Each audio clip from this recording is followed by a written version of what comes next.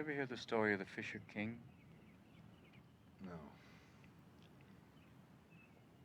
Begins with the king as a boy, having to spend the night alone in the forest to prove his courage so he can become king.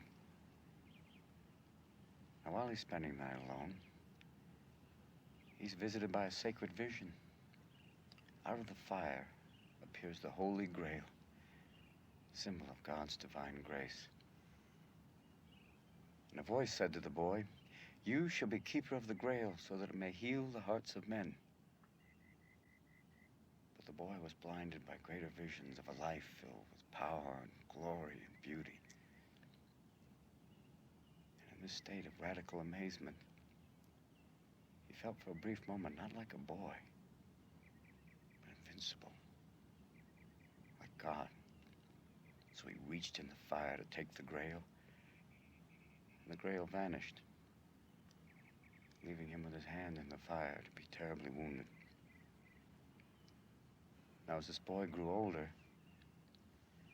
his wound grew deeper, until one day, life for him lost its reason.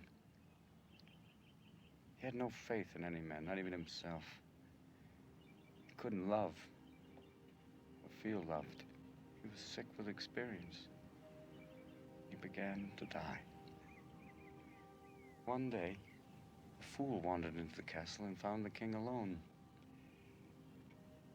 Now, being a fool, he was simple-minded. He didn't see a king. He only saw a man alone and in pain.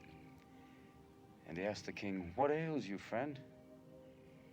The king replied, "I'm thirsty. I need some water to cool my throat."